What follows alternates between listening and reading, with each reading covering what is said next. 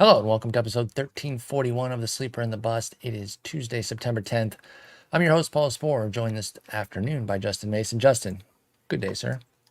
How you doing? Not too bad. I know we didn't get to meet yesterday. We're moving the Monday episode to Tuesday, but had a huge football weekend with my Lions and my Longhorns. And, a couple weeks left in the regular season. I know you're chasing down a lot amongst your many leagues, and I'm having a blast, trying to keep things in place where I've got a few cash spots. I'm only chasing one title.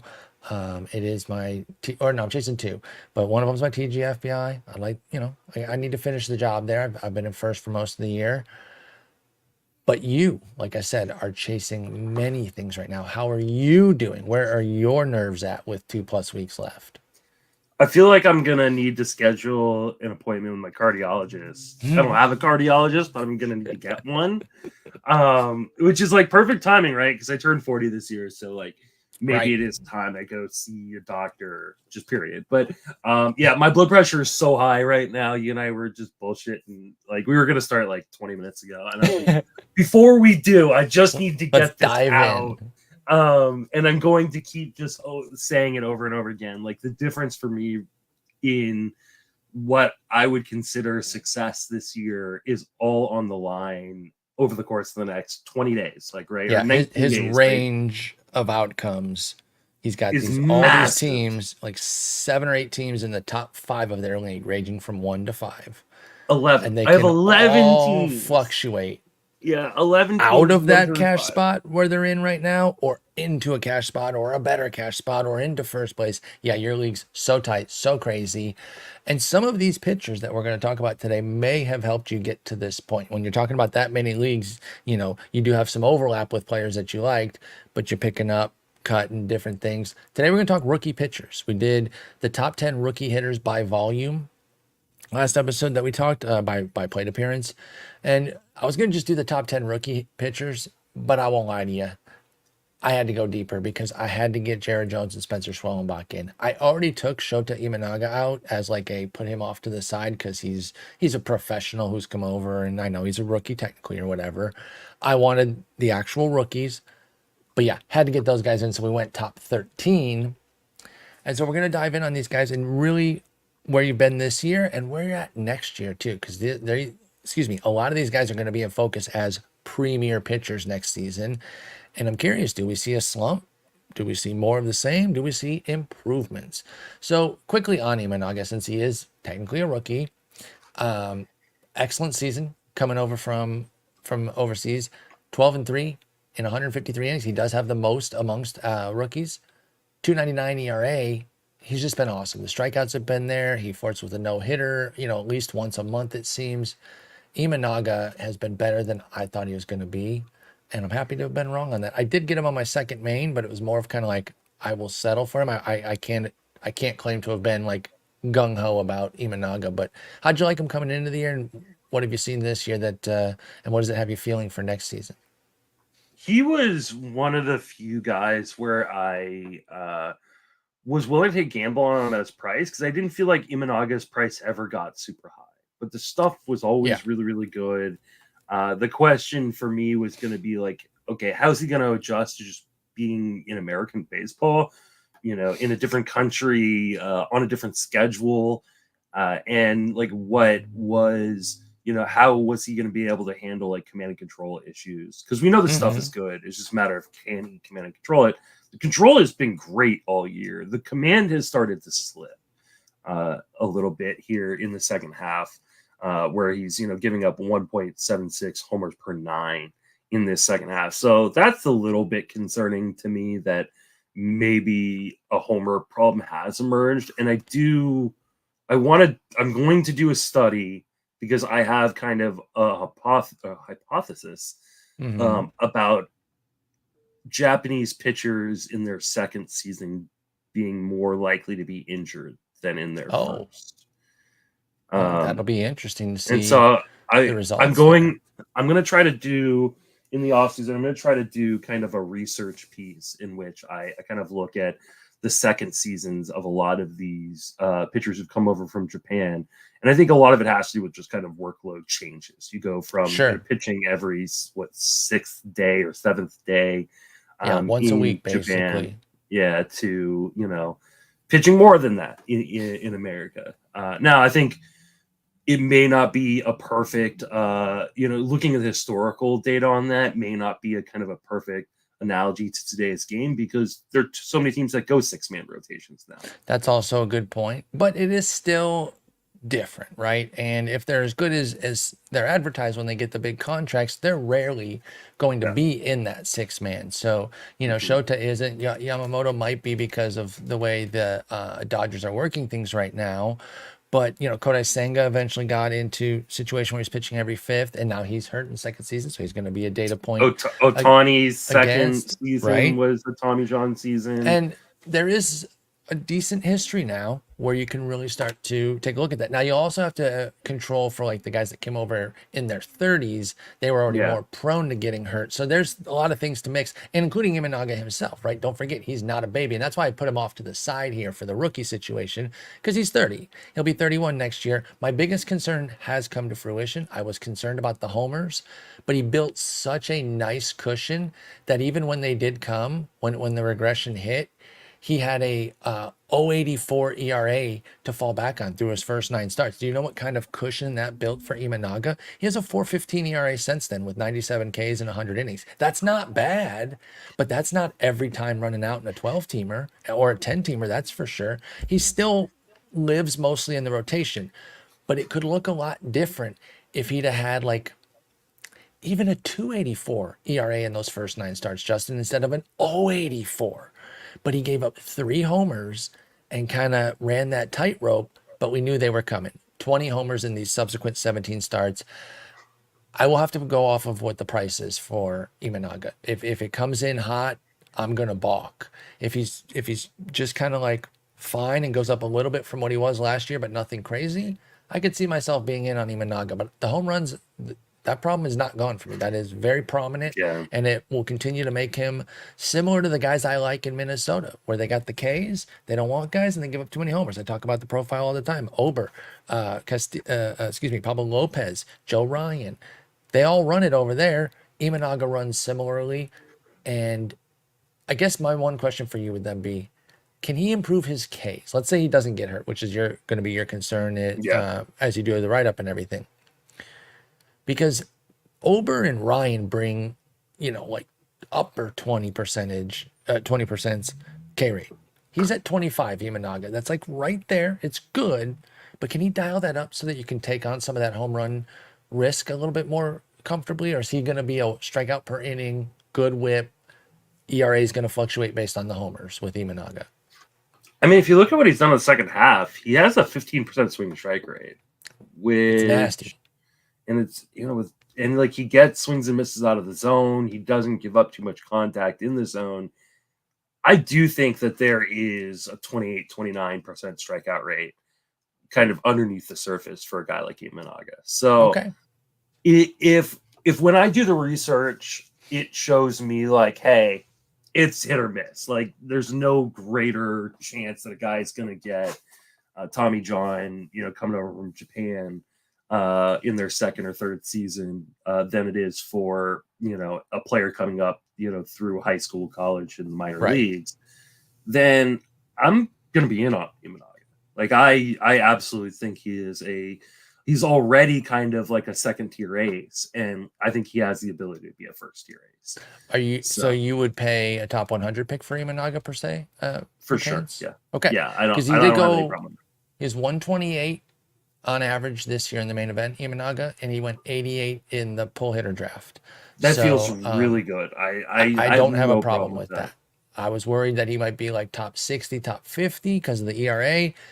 This is a very savvy draft, and they kept him in a price range that I'm comfortable with. He went in between Tanner Bybee and Michael King, and I think you can look at the 3 of them and say, I have different uses for all 3, but they all should go in that general vibe. If you look at his splits, he's really had one bad month. His June was he had a 5.67 ERA, and then since the All-Star break, his ERA is 3.04.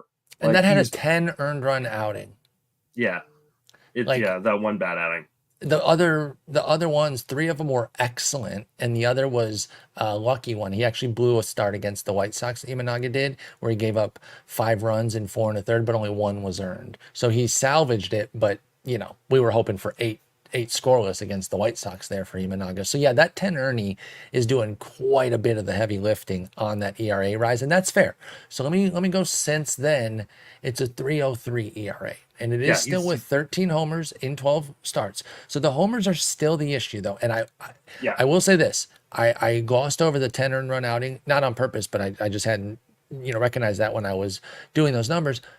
It doesn't change my general outlook about the ERA volatility, though. I still think his ERA range, Imanaga's, is up to like the high 3s, low 4s, like at the bad end. But you'll get a good whip with it. You'll get Ks, and you should get decent win probability with the Cubs. I'll still take him in the top 100, but I'm not going to project him for better than like a 3.50 ERA.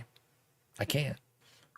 I think I'm going to have him probably a little bit lower than a 3.50 ERA, but like 3.40, 3. So we're general range. Range. Okay, we got to go though because we weren't even supposed to talk about him.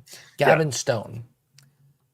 I loved Gavin Stone coming into the year, and I feel pretty good about that love. Now he's on the IL just recently, but what you have gotten is the most innings from a quote unquote traditional rookie, I guess. 140 1/3, 3.53 ERA, 121 WHIP, and 116 strikeouts in those 140 innings with 11 wins as a Dodger.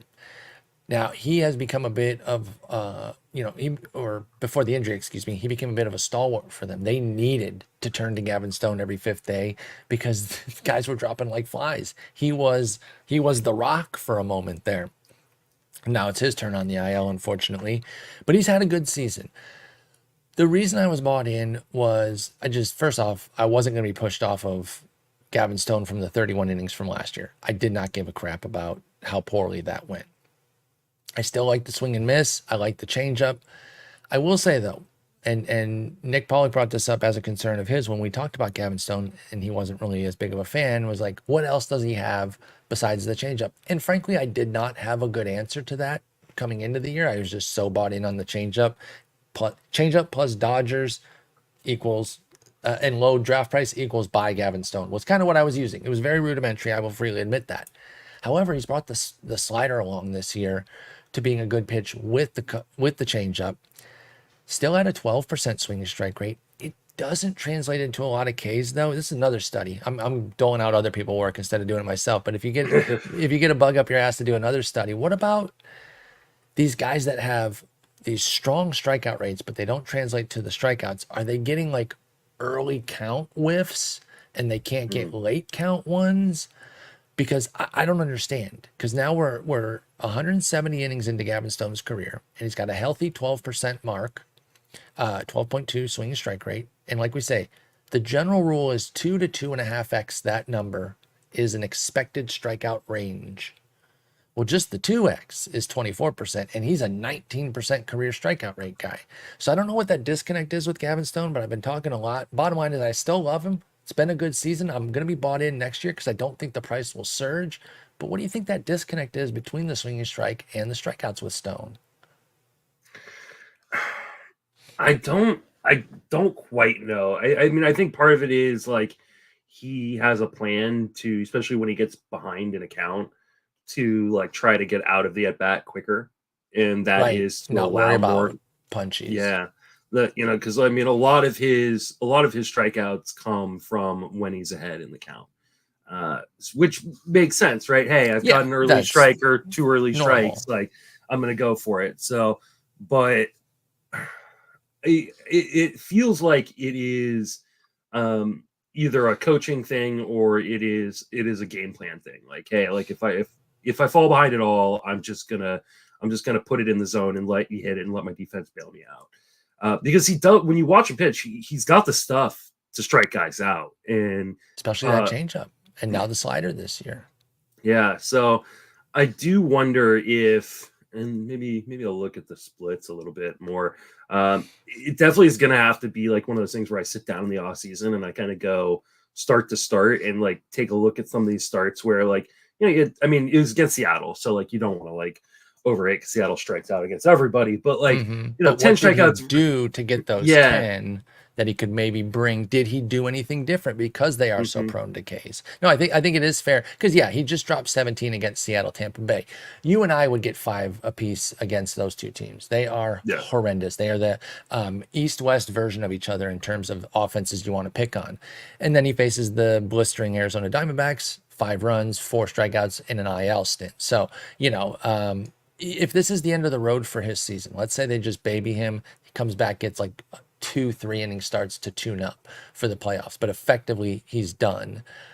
Where do you think Gavin Stone's price point is going to be next year, excluding a potential playoff tax? Because if he cooks there, we know that could raise the price. But let's just say he does come back, he pitches in the playoffs, but he only puts up 6-7 more innings this year because they don't care about pushing him in September. Medium playoff. What are you paying Gavin Stone next year to be on your fantasy team? I don't know. The hard part is, what do the Dodgers do with their rotation next Right. year? That's a fair point. I guess right now we would live under the assumption that he gets a role, but that could change on a dime. And I think that is fair to bring up. But right now they won't have Flaherty. So it'll be Kershaw's probably, like, if he is factoring into the rotation, half like maybe season max, it's a half right? season. Like, you're not too worried about it. So Yama, Glasnow, Buehler, Miller. Those are 4 locked, right? Because I know Buehler, Miller sucked this year. They're coming right. Don't even pretend that they're not going to be in the rotation. They're at least going to get the opportunity to be in the rotation to start the season. So is Stone their 5th guy? And then he's locked in because you need 6, but you've also got Dustin May coming back next year. Tony Gonsolin coming. Is Gonsolin a free agent? Oh, he actually might be a free agent. That's a fair point. I'm double checking that right now. Ryan will be out all next year, so he's not coming back. No, Gonsolin's still under team control. Okay, so he's going to be around. Emmett Sheehan and River Ryan are out of the picture next year. They'll be late season, if anything. But Gonsolin and May are 2 to bring up. Michael Grove is still around. Landon Knack is the guy filling in right now, doing some things. I picked him up over the weekend. I would be shocked if they didn't at least give Stone the opportunity with the way he's pitched. And it's always kind of a little scary to see a guy go on the IL at the end of the season for an arm issue. But this honestly feels like Dodgeritis, where they're like, hey, listen, you've thrown 140 innings or something like that this year, and we need you for the playoffs, and you seem like you might be hitting a little bit of a rookie wall, so we're just going to let you rest, and we'll ramp you back up right before the playoffs. He threw $132 last year. Gavin Stone did. He's at $140 this year. They know they need October innings. You put a 1.25 accelerator on those in terms of what they generally do to the arm. Smoltz, Verlander, I'll appeal to authority on that. I believe them that is the kind of cost that it is for pitching playoff innings. So yeah, it seems like they want to save Stone here. If anything outside top 150, I think I'm in. Like I was going to say, because he went 230 in the main this year. I think if I can get in that 140 to 180 range, I'm going to be buying Stone, even with the risk of him losing out. And because they're going to be the Avengers on offense again. Absolutely. So like even if he can just Oh my God. Sorry to interrupt you. We fucking forgot Ohtani. Oh, I thought I mentioned Ohtani coming back. I didn't. So if you did, I glossed over it. I'm sorry. They're still going to go 6 deep in the rotation. I know. But then do we really think they're not going to sign anyone? Because now we talked about the 4 that locked. Glasnow, Yamamoto, Buehler, Miller. Now put Ohtani there. Now Stone, May, Gonsolin. And are they going to sign nobody? I think they sign at least one guy. So now we're at 9. Now we know both May and Gonsolin could be both. Imagine throwing May and Gonsolin in your bullpen as they're coming back, and every single one of those guys has injury concerns. Every single one. They haven't been able these last 2 years. They've been short of these power teams that they've had pitching wise, where they have 10 viable starters. I think they get back to that next year. Yeah, I will say it doesn't take me off Stone. Because we know that they're never going to be the team that runs 5 guys for the full year. He's been their most reliable pitcher all season long. They're not going to just be peace after that. No, that's not going to happen. So he might be in a Gonsolin role or something like that. That's okay. Where he's he's maybe not starting every week, but Right. like he's giving you meaningful innings. He's soaking up a ton of wins. And if there is confusion coming into draft day on who's their starters and who not, it's just going to drop his price to a point where it's just way too affordable. Where I like him even more. And which has Yeah. happened to Gonsolin in the past. So it's great that you invoke his name, because we've seen him get discounted due to the uncertainty. And it was a fair concern, but then you snap that guy up at the further discount. So yeah, I'm in on Stone pretty much no matter what, unless the price goes crazy. I don't think it will, especially with this injury thrown in last second here. And he did not go in the pull hitter draft, which is again 11 rounds of 15 teams. Quick maths for you there. That's 165. That's already out of the range that Justin and I want. So it feels like we're going to be having some Gavin Stone next year. Now, if I had you make a list of the most innings for rookies coming into the year, you would have put Yamamoto, Imanaga there. 2 gimmies, sure. I would have said now put actual rookies. You'd have put Skenes. Yeah. You probably would have landed on Jared Jones. We were talking about him before the season started. Your boy Kyle Harrison had a decent angle on some innings.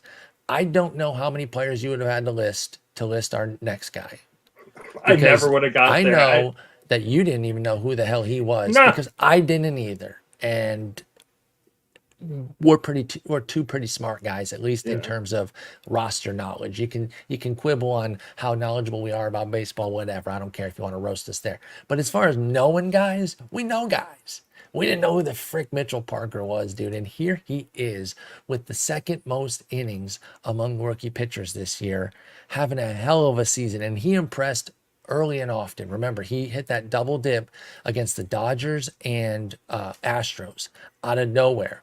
Who's this guy? Boom. Drops 5 innings, 2 runs at LA against the Dodgers. Okay, that was a fluke. No, 7 scoreless against Houston with an extra pitch thrown in because that he didn't show against the Dodgers.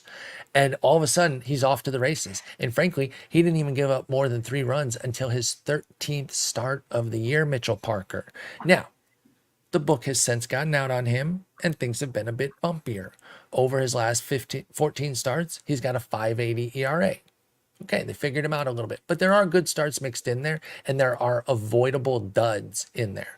Like if you started him against San Diego, that's your fault. I don't feel bad for you. If you started him at Milwaukee, again, look in the mirror, please. At Philly, when he gave up 9 earned, what were you doing? By then, especially, because he had a 3.83 ERA by then, like the shine had worn off. If you were starting Mitchell Parker at Philly, you're an idiot. And again, when you're playing this game, you have to take out the good starts that against good teams that you would have missed too. So you'd have missed the 5 innings, 2 earned at Arizona.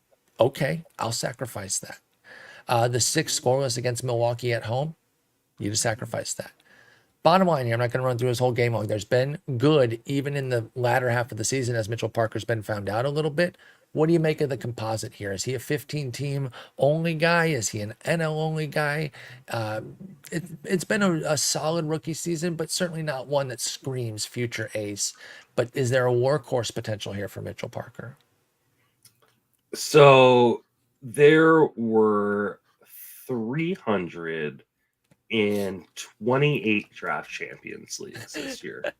He didn't go in a damn one. He didn't go in a single one. So anyone saying that they were on Mitchell Parker coming into the season is a goddamn lie. And if you're not related to him and you're saying that, we are calling stone cold bullshit on that. We're talking 700 picks or whatever it is, like in 328 15-team leagues, and not a single. Like Mitchell Parker's dad doesn't play fantasy baseball. Clearly, because he didn't go anywhere. Yeah, and again, 443, 131. He's not been a god. This is deep league fodder here with Mitchell Parker, but he's been pretty solid, and this looks like something to maybe build on a little bit. Yeah, I mean, the second half, he's been much more Mitchell Parker-esque, at least what we thought Mitchell Parker was coming into the season. At the same time, like he still has 46 strikeouts and 43 2/3 of an inning. He's just been much more hittable and he doesn't really get a lot of ground balls. So he's given up a lot of fly balls and a lot of line drives, which has been kind of a problem for him. I I think Mitchell Parker is an interesting guy, but like I don't think he's anything more than like a back end of the rotation type of dude that soaks up a lot of innings. I think he's a DC guy. I think I'm drafting Yeah. Mitchell Parker and some DCs at a very fair price. This is not going to be an expensive player because he's probably not going to be great. Like, let's Yeah. just be honest about him. Just because he's second on this list doesn't mean he's the second best. I'm just going in order of innings counts here. So, Yeah. yeah, I think he's deep league fodder. If he can kind of piece some things together with the command or with the control that he has and find a little bit more command, then maybe we have something more than what we've seen. But it's probably more of a standard streamer, even in 15 teams. So Mitchell Parker, great season though, came out of nowhere and put up 2.2 WAR for the Nats. The Nats are building something, by the way. If he's their fifth starter with all the others, like that's a solid fifth. I will say that, and so they could be working on some good things over there. I think if he makes a pitch mix change, he's just so fastball Right. He needs heavy. to figure out what works actually, and it's a lower the legitimately, fastball. yeah, it's a legitimately bad fastball. Yes. He's got a really, really good slider, and he only throws it like 10% of the time. So he really needs to lean on all three secondaries, Yeah. the slider, splitter, and curve. I think all need to go up. He's a 50% fastball guy. That's just not going to Yeah. succeed when you have a 93-mile-an-hour fastball that yeah, doesn't move that well. So you're right about that with Mitchell Parker. But deep leagues only. So don't worry about the Yeah. flaws as much. If you need some innings, he could be your dude. And Justin, you specifically, you've been taking a Nat deep in your DCs for years. perfect guy for that. That's Patrick why I had Corbin, so much Jake now you- Urban. Yeah, that's right. That's right. You love to get the next Nat up instead of Patrick Corbin. Now you can take Mitchell Parker. There you go. Let's go to perhaps the AL Rookie of the Year. And if the season trajectory was flipped and he was doing what he did in the first half now, it would be Luis Gil because the narrative would be, oh my God, look at what he's doing here in the second half. But unfortunately, he took the other trajectory where he was great immediately and he's kind of slowly come down a little bit, hit the rookie wall, been figured out a little bit, et cetera, et cetera. Bottom line has still been fantastic. If you drafted Luis Gil, on my recommendation, I got that one. But I got to take the dubs when I get them, Justin.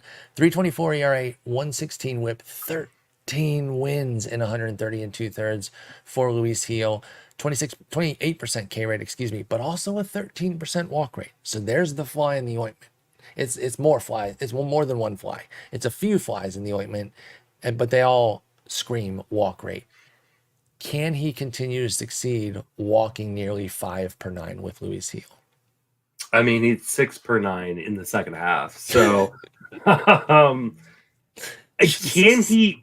Yes. I mean, Blake Snell has shown he can be a really, really effective pitcher over long stretches. But do you think Gil does that same thing where there's more purposeful walks? I do think that there are times in which he makes but I also don't think. I think you can make that case. By the way, I think that is a fair case to make. I don't think he has the type of I don't think he has it's weird to say.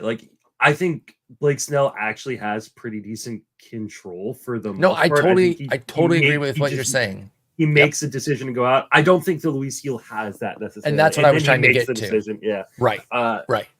So do I think he can make it work? Yes. Will he make it work as a much different kind of subject? Here's the thing, his command is so good that even when in the second half where he's walked 19 batters in 28 innings, he's only given up 3 home runs. Because when he misses, it's usually something that's not going to hurt him. And that's the beauty of Gil with that wild. It's the classic effectively wild. We should make a podcast called that. That's a cool name for a podcast. No one's ever thought of that name, right? I think we could do something with a podcast called that. Effectively Wild. Yeah, I think we put that in your brain. We're gonna. I wonder if create that in the offseason. Want to host that? They probably would. I really think we've landed on something here. So we're gonna mark that for later. Take that up the flagpole. So anyway, Luis Gil is effectively wild. Has been figured out a little bit in the second half, but is still delivering good starts. In fact, just off the IL, 6 innings of 1 hit ball against the Cubs on my fucking bench. Anyway, how are you feeling about him for next year then? I feel like he's one of those guys that if I drafted Luis Gil, I need a Logan Webb. Right. You know, To balance out the walks, you're saying. yeah, to balance out the walks, or even like a Bailey Ober, right? Like, I was going to say him um, actually, and you fitting for know, you, of course, that's your buddy. yeah, my dude. So I have no problem drafting Heel. I think it'll really depend on what his price is. I think he's one of these kind of guys that could be vastly overpriced Right. uh, because the composite ERA looks so good and the strikeout numbers look so good And he has that the people, flash. Exactly. yeah, people forget about, hey, whip is a category too. But if you pair him with a really good whip guy, then I think you might be in a position where you can kind of just balance it out on your roster construction and be okay. And I do think we're also talking about a guy who, yes, like he has been in and out of the majors for a little while now, but he's still only 26 years old. And Right. like He's still just there's getting going. yeah, like he has not thrown a crap ton of innings at the major league level. We're talking about a guy who's got a career 164 innings. Um, and so, like, I still think there's plenty of growth to be had. And if he can kind of learn to kind of harness that control a little bit more, like, there's no reason why he can't be a top 10 starter at some point in his career. So, Right. I I'm agree. I'm totally fine taking the gamble on Luis Heel. You just want to be smart with your roster construction. I was actually really surprised. This might have been when things were at a fever pitch of concern.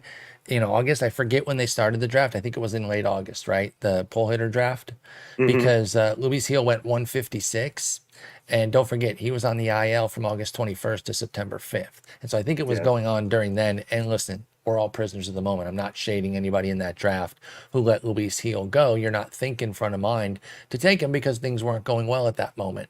I don't think that's going to be where his ADP is, 156. no, I I think it's don't going think to be so. closer to 100. Hmm. And just to put that into context, Spencer Strider went 99. He didn't pitch shit this year. Neither did Brandon Woodruff, who went 102, and neither did Kodai Senga, who went 105. The three guys right around 100 didn't pitch a damn thing this year.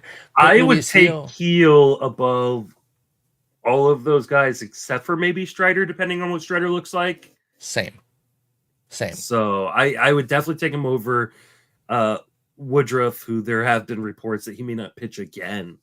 And What? then early on, now Oh, those okay. they're like, I but love that you, was Woodruff. that was in the range of outcomes that like his career is over. Right. That would Um, suck, dude. I hope that's not the case because I love Woodruff too. But like Senga, like there's no way Senga or Woodruff end up on my teams next year unless I'm getting them outside the top like 300 picks, which just clearly will not happen. But clearly not going to happen here if we're seeing this. So, yeah, I like Luis Heel. I think that price point is fair. It needs to be higher, like or not higher than that. It needs to be high, which I think that is a high price because his upside is very rich. There is risk, and I'm with you. Make your team construction work around somebody like Luis Heel. Don't also take Blake Snell. Don't also take Freddie Peralta and Garrett Crochet, right? Like, don't put all the walk guys on your team. Your whip will be horrendous. Yeah. Let's go out to Oakland. And they're starting to put some things together. And I tell you, classic Sporer a year early. Because this is what I thought they were going to do last year when I was telling you there's no way they're going to put up back to back dog shit 100 loss seasons. They don't stay down that long. They haven't had back to back 100 loss seasons in like ever. Actually, no, it had been since the 1920s. And I was talking all tough to you because I'm like, they just don't stay down that long. Well, they stayed down an extra year. But this year they're 62 and 82. They're a regular bad team, but you can see the light at the end of the tunnel with a lot of interesting players, including this guy, Mitch Spence. He's surprising here at number 4 on our list.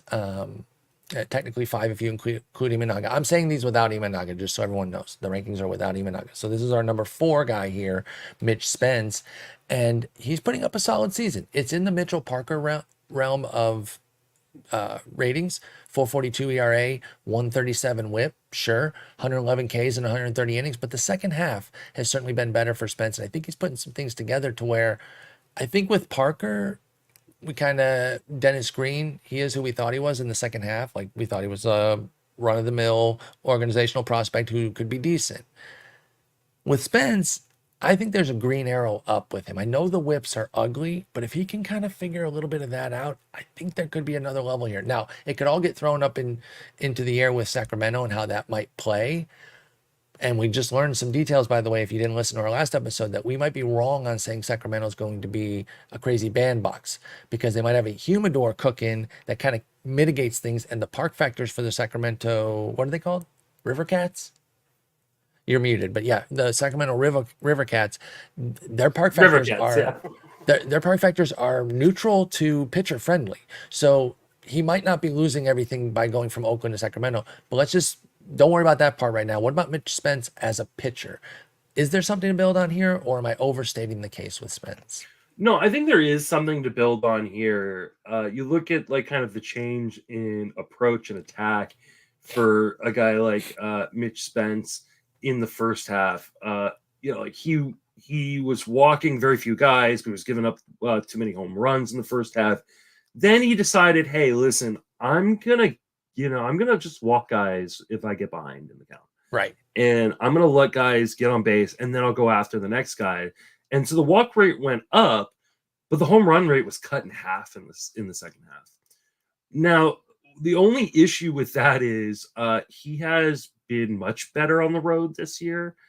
Surprisingly, sorry, much better at home this year, especially with a home run ball. He's given up only 6 home bombs in 72 innings and 10 away bombs in 58 innings. So you're definitely right about that. But most recently, the reason I was like head nodding you there on that one was down the stretch here, he has been really good on the road, except for one bad start at the Mets and the Phillies one. Those two in the second half have been the duds on the road for Spence, but he's been pretty good on the road in the second half specifically.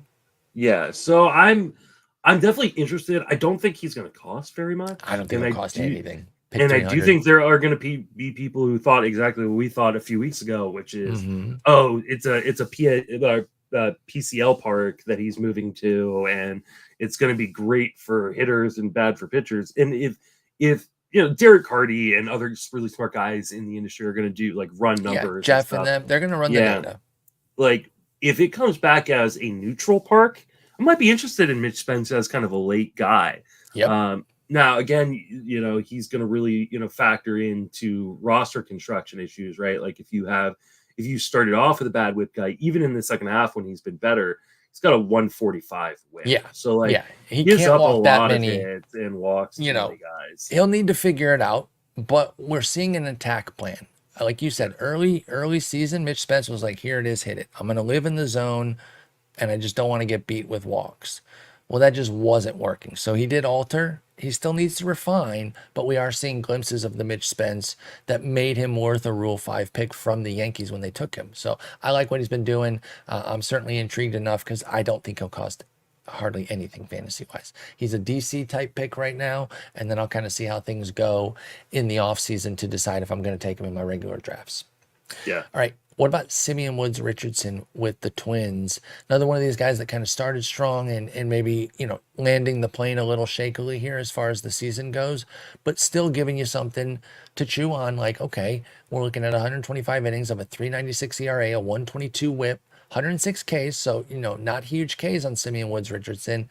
Is he giving us something to build on here with the Twins, or is he falling short for you? I really like Simeon Woods Richardson. The problem is I think he hit kind of a second half slump where big time. He's gotten tired. And I think people have figured out how to approach him a little bit more, and he has not adjusted back. And so he's had, in the first half he had a 3.51 ERA, and the second half it's 4.81. I've dropped him pretty much everywhere I've got him. Because it wasn't worth the risk to my ratios.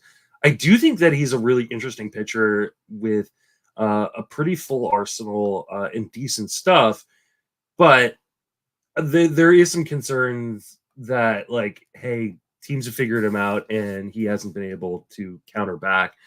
So to me, I think he's going to be more of a late draft flyer next year.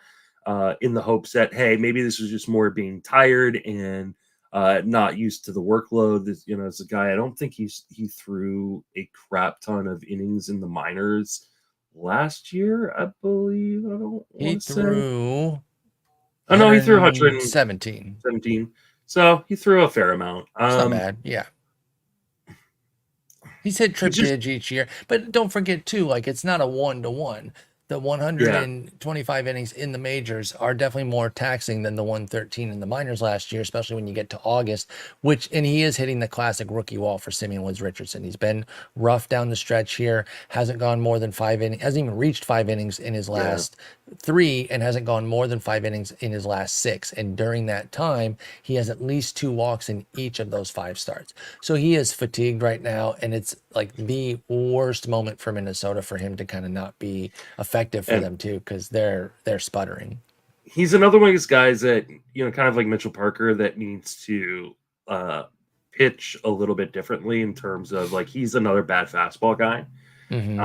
His secondary stuff is way better from a stuff plus metric than his fastball is, and so I'd love to see him. He only throws his fastball like 42% of the time, but I'd love to see him kind of ramp up the curve and the change a little bit more, because they're better pitches, and he's not an overpowering dude, so like he needs to kind of mix a little bit better and sequence a little bit better. But Minnesota is such a good organization in terms of pitching, like I kind of trust them, so he will be kind of a dart throw kind of guy for me next year. It'll largely depend on what his price is, though. Yeah, I co-sign all of that on Simeon Woods Richardson. I don't think the price is going to be high, so I'm probably going to end up with some shares. Again, another one of these guys that I think fits interestingly in DCs, where I want guys who have a good shot on being in rotations that can pile up some innings. I'm also reworking my entire DC strategy, so I might come back with some different names as we get into November when I start doing DCs. Let's talk Spencer Arrighetti. We have talked about him a few times recently, so we don't have to go as deep on him because he has been so prominent here in the second half. He's kind of doing the opposite a lot of these other guys, where he started horrendously. Oh my God, he was so bad. I remember exactly the moment where I was like, wow, why did I like this guy coming into the year? It was when he gave up 7 earned against the Tigers in an inning in the third, and I was like, ugh, because the Tigers' offense in June was not something to be feared, and he just got absolutely trounced by them. Then gave up 3 earned and 4 1/3 against the White Sox the next start. Finally took advantage of the schedule with 7 shutout against Colorado, and that was kind of the coming out party for Spencer Arrighetti. However, he's once again fallen victim to the mega dud. Now, he got saved because 6 of them were unearned, but he gave up 9 runs in 2/3 of an inning with 5 hits, 3 walks. He just has these blips here. He's got 3 of them on his ledger this year where things just fall apart, including his major league debut, 7 earned at Kansas City. We've now learned that that's not, like, Kansas City's awesome, so getting smoked by them isn't the end of the world. But Detroit and Cincy running him up, that's kind of tough. Like, Cincy has not panned out how he thought, and Detroit's just a bad offense. So Arrighetti has those downs, but the highs are awesome. The funny thing is those duds have stung his ratio so much. He has a 4.82 ERA and a 1.43 WHIP, despite a very strong 28% K rate and then a modest 11% walk rate. I said in my write-up today, I was like, he's the best 4.82 ERA pitcher going, because like there's a lot of talent there, but the composite numbers suck. I think this could keep his price down too. So what do you think about Arrighetti? What we've seen this year with the duds really stinging his numbers, and then for next year, buying in on after a full season. I really like Arrighetti, and I'm gonna be in on him next season. So like, in spite of the fact that Arrighetti may single-handedly be the reason why I don't win labor, that he also has helped propel me to have a shot to win labor, right? So like, if you just look at the second half, I'm not even going to cut off this last start where he just got obliterated and gave up 9. It was only 3 earned runs. Only 3, so he got lucky. It's still bad. 3 earned in 2/3. So I'm not even going to cut that off. But in the second half, he has a 3.40 ERA, and he's striking guys out at a 31.5% clip. Like he just, like it's unreal what he has done. I don't think he's a 3.5 pitcher necessarily. He's probably more like a 3.6 or 3.7 type of guy. But I think you're going to get a ton of strikeouts. There are going to be bumps in the road that you don't see coming, because when you lose control in the way that Arrighetti can, there are just going to be these blow up outings. It's very similar to like Blake Snell, where like, hey, like he can throw you a perfect game one night, or a no hitter one night, and then the next night he doesn't make it out of the second inning. But the upside is so great with those strikeouts, and he can control things well enough in the majority of his starts that I think he's going to be a really, really good fantasy pitcher down the stretch.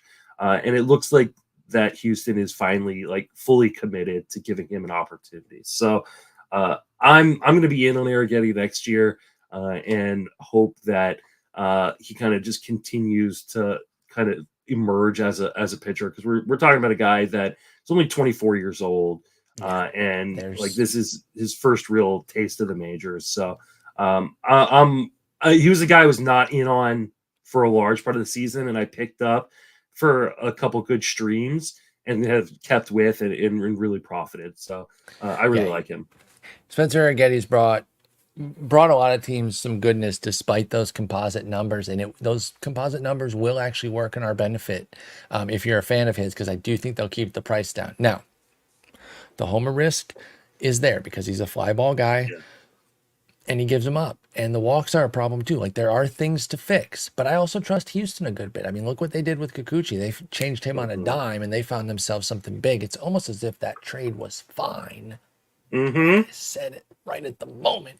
But anyway, the Trevor Rogers one wasn't, and I backed up that trade too. So one up, one down as far as my trade analysis there. All right, let's do one more here, and then we'll save the other 6 for tomorrow, because we do have a little bit of a hard out, and we'll end on a guy that you get to watch pretty prominently every 5th day in San Francisco with Kyle Harrison, or at least you were until he got hurt, of course. So he's on the IL with shoulder inflammation, but prior to that, 124 in the 3rd innings with a 4.56 ERA, 134 WHIP, 1.3 homer, 22% K, and 8% walk. If you had told me to guess rates for Kyle Harrison, I would have put the strikeouts higher and the walks higher.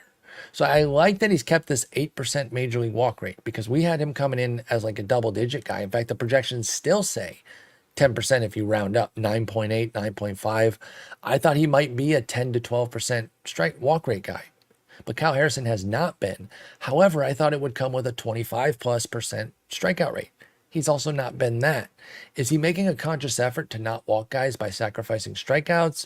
What's been going on here? Because he's also allowed a ton of homers, 1.5 for his career, which includes last year's 35 innings. So we can judge him in the composite, because I think adding those innings from last year, they're very similar, and it just gets us a bigger sample. So take the 159 innings total with Harrison. What have you seen? What I've seen is a guy that you don't know who he's going to be every time he steps on the mound, and that is start to start and inning to inning. Does he even know? And I'm not trying to be kitschy here. I feel no, like and I don't think he does. I think that Kyle Harrison has the upside of an ace and the downside of a minor league reliever. Damn, a minor league reliever even. Yeah, I do think that his future is going to end up being in the bullpen. I think the arm is really lively, especially in short spurts. But like, you look at, like, if you go to his game log and you sort the game log by strikeouts, and then you look at the dates are all over the place. It's not like he goes on these stretches where, like, hey, 4 or 5 starts in a row, he's fantastic, Right. and 4 or 5 starts in a row, he's bad. It's, his best strikeout games have been, 726 and then 4.9 and then 8.28 and then 5.2, then 4.26 and 8.30. Like, there's no rhyme or reason. And if you watch him start to start like I do, you go, oh, okay, this makes sense, because there are nights where he gets up on the mound and he looks like one of the best pitchers in baseball. And then there are nights he gets on the mound and you're like, this isn't a major league pitcher. And those kind of guys are guys I don't like to draft. They're scary. And it's because I've made the mistake with those kind of guys. Yep. That I don't get to see on a night-to-night basis, right? The whole meme of, like, you see somebody who's good looking but problematic, and you're like, I can fix her, or I can fix him. That's me with flawed pitchers. which is funny because I have no control over it. At least if you date somebody, you ostensibly could have some influence. I'm just like, It's they'll get better by me rostering them. I just want them to be fixed. And like guys like Harrison. So I'm with you. I've fallen for it this pitcher type before.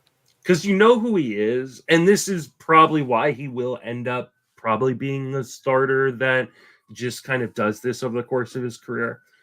The comp I'm going to give are two guys that I've loved, and I'm sure you could guess one of them for sure. But one of them's Andrew Heaney, which is Oh my God. I should have guessed that one. yeah, right, which is a guy that when you look at him when he is right, when he like the mechanics are good and Mm-hmm. he has a good feel for his command and control, he's one of the best pitchers in baseball. He can go out there and just mow down the Dodgers, right? But then like the next time he's in the rotation, he can be going up against the White Sox and give up 3 home runs and walk 4 guys. Yep. And you go, no, like get back to the other guy. And I don't Where'd think he go? yeah, I don't think he has the ability to just lock in and be that dude. The other one is Garrett Richards, which was another one of these Oh my God. guys that Yes. I really loved because I looked at the raw Same. stuff in like Yep. stretches where I would go, okay, this is my guy. And he had the difference between Richards and Heaney and a guy like Kyle Harrison is that like Richards was able to put together these stretches where he was dominant for a month or 2 months. He was. Yes. And then either injury or mechanical issues would break down and he would struggle. But to me, like Harrison will probably be a guy that sticks in rotations for the majority of his career, but probably shouldn't. They And just keep giving him chances because he has the raw stuff. because there are going to be times where scouts or front office guys like look at him and go, hey, on this start I saw him, he looked like an amazing guy. And then another reporter come in and he's like, oh, he's one of the worst pitchers in baseball. And they're like, how do you that's two? Because you saw him on different days. Right. And I don't draft those guys, or at least I've learned to try not to draft those guys. I certainly try to avoid those more often. Like I said, I've definitely fallen victim to the guys that I'm like, they're one fix away, especially if you really only have like one glaring problem. Oh, I'm a sucker for you. And that's not always easy to diagnose either. I'm sure there's times where I'm over assessing what the fix is. Like to say like, okay, one fix away, only if they fix their home run problem. That's harder to say than like he needs a third pitch, because that's pretty tangible to add a third pitch and it really helps them. To fix the home run problem, that can be literally related to all of their pitches type of vibes. So yeah, I agree with you. Kyle Harrison is in that class of guy that can be really, really frustrating. And they can also be the worst to be team streamers because you never time them, because they don't have a direct split. Like you're not just using them at home, or you're not just using them against the bad teams, because like you said, start to start, we don't really know what we're getting from Kyle Harrison, excuse me. So we try to start him in the friendliest matchups, and then he'll drop 10 strikeouts on the Dodgers. Now he didn't do that this year, but that's that type of pitcher. Yeah. If you really want to like point out one of these type of Kyle Harrison or Andrew Heaney type of pitchers, go to their game log and then sort by different bad stats, right? Like Yes. you can't, like if you go to Kyle Harrison you sort by walks. Well, 1/4 of his starts this year are games in which he walked 3 or more. And if you sort by home runs, 1/4 of his games he gave up multi-homer games. Yeah. None of those like matches in like a Venn Yeah, diagram, they did not right? overlap. They're 2 separate circles, which means 12 of his 24 starts, he either walked too many guys or gave up too many home runs, which kind of just shows you the volatility, right? Like of a guy that like really, if you like kind of reverse sort by strikeouts, like you've got, 7 games where he had 3 strikeouts or less, like, and that's like, and again, only one of those games where he had 3 strikeouts or less was a game where he either gave up a multi-homer or it was one where he walked 4, right? That's so brutal. like all of a sudden, like you start adding all these things in and you go, he doesn't know who he is, and I don't. More importantly, I don't know who he is. If Right. I don't know who And he we is, I don't know want him what on to my do team. with it then. Yeah. Yeah. Mhm. If you don't know what to do, like when are you ever comfortable starting a guy? Is it only at home against bad teams? Okay, but then you're getting a pretty narrow usage frame for Yeah. Kyle Harrison, and then he becomes tough to roster. So I'm with you. If he's a guy who develops, it's a train I'm willing to miss. If your Giants figure out Yep. something where they make I'll a be pitch happy mix because he's change, on my right, Giants, but you will get like to benefit that way, he but you won't don't be need on. the headache on your Yeah, team. he won't be on any of my fantasy teams next year. I don't think. I do not blame you Unless for the that. price is just so low, or somebody drops him and I stream him and like he turns into like a Spencer Arrighetti, where Yeah, like hey, like I but you're picked him not up and seeking him in no, your drafts with a check absolutely next not. to No, Kyle Harrison. And I'm with you on that. So there you go, folks. We're going to stop here. We'll do the rest tomorrow. Tobias Myers, Paul Skenes, Joey Estes, Jared Jones, Jonathan Cannon, Spencer Schwellenbach still coming. Don't worry. Shota Imanaga kind of got a little special dispensation there. And then Gavin Stone, Mitchell Parker, Luis Heel, Mitch Spence, Simeon Woods, Richardson, Spencer Arrighetti, and Kyle Harrison. Interesting group. And don't forget, y'all, we're still going to do deeper rookie reviews in the offseason. I had somebody mention, hey, how'd you not talk about Austin Wells? It was only the top 10 via yeah, plate appearances. So as a catcher, he's a little bit lower on that list. We're still going to do a we're gonna go full deep position dive. by position Exactly. and break down Exactly. every single position. So like, And that will include a rookie section for each. yeah, Like I got words to say about my boy Willie Abreu, of course. yeah, Andy Paez, I got to get some love in. So yeah. don't worry, we'll be doing all of it. Justin, we will get back together tomorrow to finish off the last of these 6 pitchers. Until then, have a good one and don't stress out too much. Although it is a full I will. Tuesday I'm slate, gonna. so Yeah, yeah. No, you will have a million games like to be watching tonight. yeah, like it's I'm gonna be like 8 squaring it on my TV, and I'll have Do you like watch all Big the. Inning? Do you like the Big Inning that they do? I don't watch that. What I do is I have 4 monitors in my office, Oh my and god, I have a I'm different. jealous. Yeah, I have and I actually have another TV that I haven't hooked up yet. So like That's fine. I'm at one point I will have like 8 different TVs in here and just have a different game on each TV. I don't blame you. That's actually absolutely the way to do it. I will be keyed in on my Tigers tonight, but what else is going on? I think they're playing Colorado at home, so they'll start at a normal time. What else we got Arrighetti, the boy, going today. Mm-hmm. I'm really interested in this Taj Bradley, Ranger Suarez, 2 guys that at periods this year have been the talk of the town, both a Yeah. little bumpy. Raylo against Mackenzie Gore, I'm going to be keyed in on that. So yeah, Tuesday, I love it. We get the full slate back again. There's a lot to watch. Kirby versus Darvish. Will Darvish be ready to be good again? Evaldi, Gallen, man, it is a really. Oh my!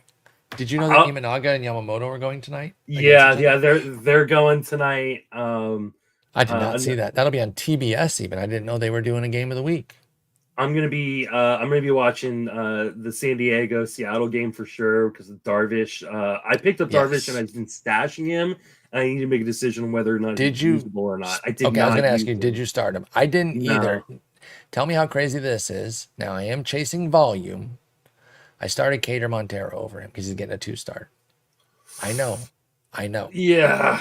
But what am I getting from Darvish? 4 No, innings. I I know. know That's it's going why to I be with didn't. 14 strikeouts against Seattle, It's but in like Montero's tonight versus Colorado, so like, and it's a home versus Colorado, so like it is that I don't. Baltimore on the weekend. That's the problem. You almost hope like there's a rain out I and know. like I know, dude. that gets pushed and you don't have to use it. I'm scared.